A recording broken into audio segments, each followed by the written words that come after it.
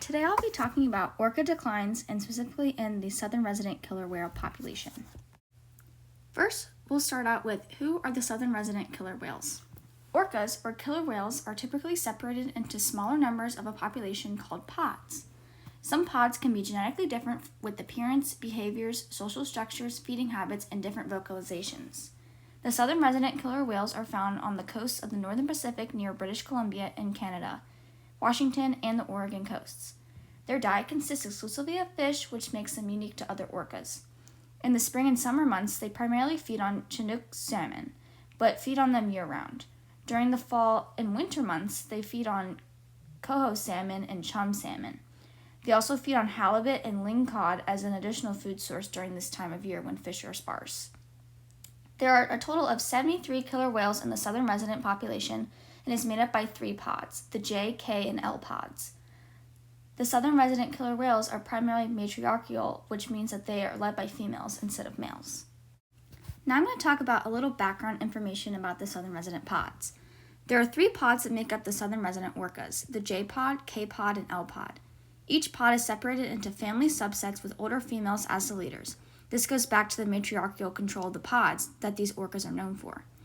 These family groups are led by the oldest female in the family line. Males and females will spend their entire lives with their mother or their maternal grandmother if the whale is still alive. The southern residents are given an ID when they are born and is alphanumeric by the Center for Whale Research, and it starts with the letter of the pod they are born in. They also have nicknames that are given by the Whale Museum to also differentiate the orcas. The nicknames were given to the orcas to help prevent captures of the L pod in the 1970s, and it was believed that the nickname orcas would be connected to people and protect the whales.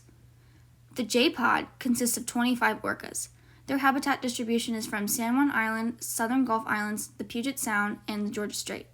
In the wintertime, they typically stay in Washington and Vancouver Island.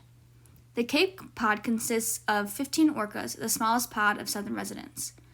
Their habitat distribution is from British Columbia to northern California.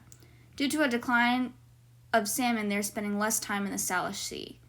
The L pod consists of 34 orcas, the largest pod of southern residents. Their habitat distribution is very similar to the K pod, and they recently had a calf born into their pod, the most recent calf born in the southern residents. There are various reasons for the declining numbers of orcas. The first reason is the 1960s capturing of orcas for entertainment purposes.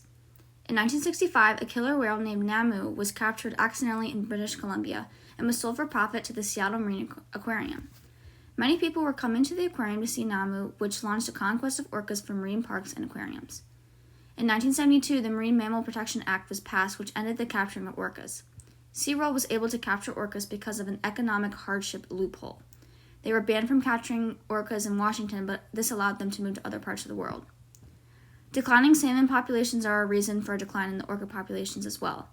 The southern resident orcas feed primarily on fish. They do not have any other food source that they enjoy.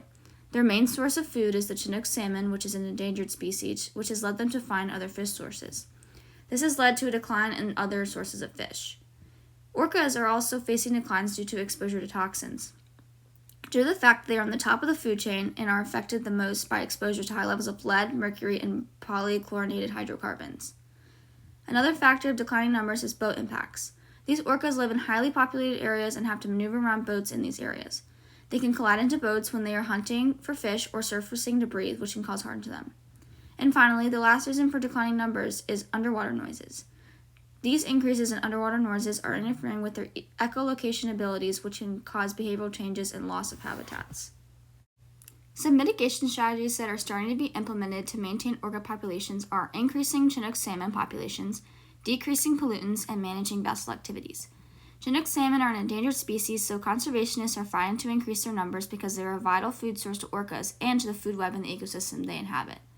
Pollutants are affecting food webs as a whole in the regions where orcas live.